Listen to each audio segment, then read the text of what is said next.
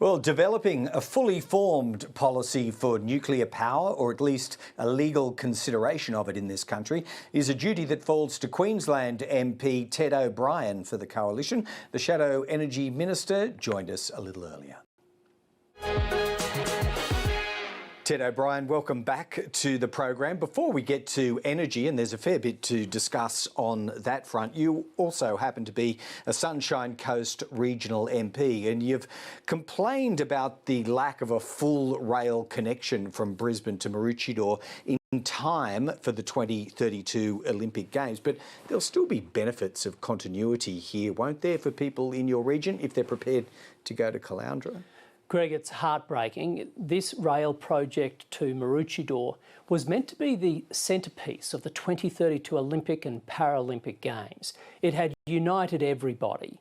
But unfortunately, after the Coalition put $1.6 billion on the table for 50% of a $3.2 billion project, state Labor and federal Labor went to ground.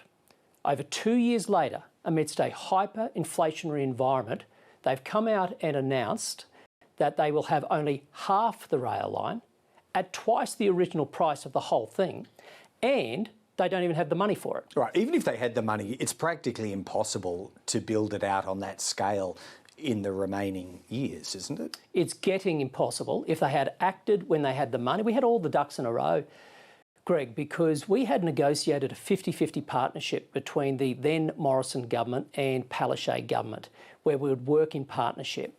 And we put the $1.6 billion on the table. Business case had been done involving the Queensland Transport and Main Roads Department. Went through Infrastructure Australia, the Fast Rail Authority, ready to go. And of course, Coalition did lose the election. The 50-50 partnership was torn up by Albanese and Palaszczuk.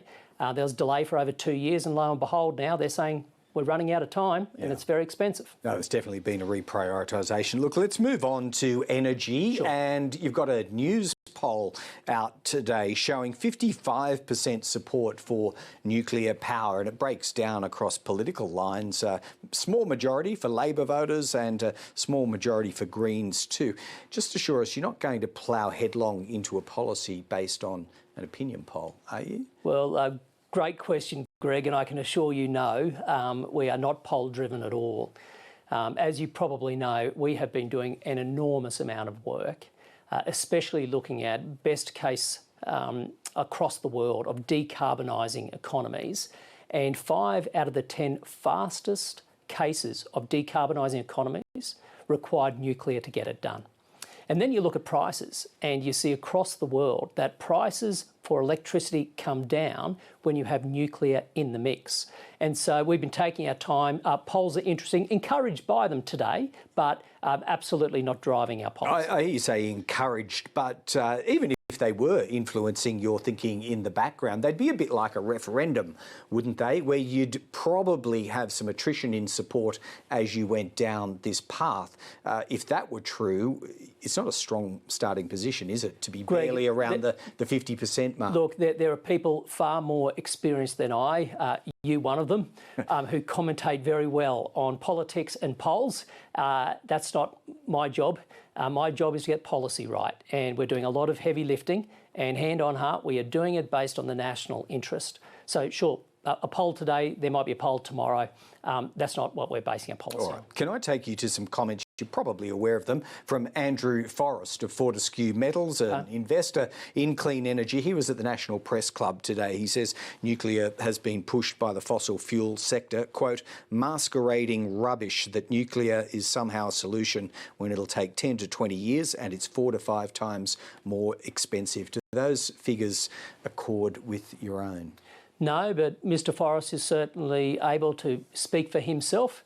Indeed, the voice of every Australian needs to be heard in this debate, especially Australian households who are now paying some of the highest prices in the world. As they look overseas, and you look at a place like Ontario in Canada, where households are paying half the price, and the reason, according to the Minister and the Department, is nuclear energy constitutes 50 to 60% of their mix. So if you looked at the lived experience of people in other countries, it actually tells the opposite story from what we just heard there. Some of those, including Canada, with a long history. It's the late entry to this game that I guess the critics would say make it extremely expensive. And Greg, I think that's fair enough to question on that. So only last year we had COP in Dubai, and they are the newest entrant, and they stood up 1.4 gigawatt large nuclear reactors, one each year. They were a new entrant into the nuclear field. And these are very large reactors, not the small modular reactors. Even given COVID, they were done and dusted within 12 years, on time, on budget. Budget? What was budget? The budget for them, I believe, was between 20 and 22 billion for collectively 4 1.4 gigawatt reactors. Okay. So that's my memory. So we can double check on that to see if it's accurate. I'm sure somebody else Chris will. Bowen's office I'm sure he is. Will fact check that. Can I ask you also about the impact here on targets? You said today, quote, Labor plucked targets out of thin air. Do you believe their 43% for 2030 is achievable?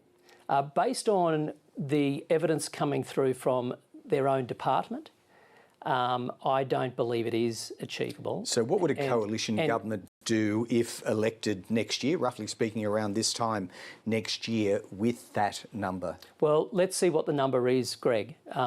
Again, the point that you referred to today, I said about not wanting to pluck numbers out of the air, sort of goes to a more fundamental point, which is prematurely trying to take a firm position without doing any real modelling and hard work.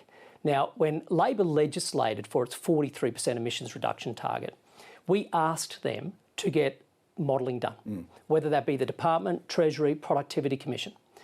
To this day, they have refused to model the impact of their policy, or even if it's achievable. But of course, there are other agencies that model it. Sure. For example, we know they wanted 89% of new car sales by 2030 to be EVs. Their department says 27%. They wanted 82% renewables by 2030. At best, all the experts say they're running at half pace. So they are falling behind.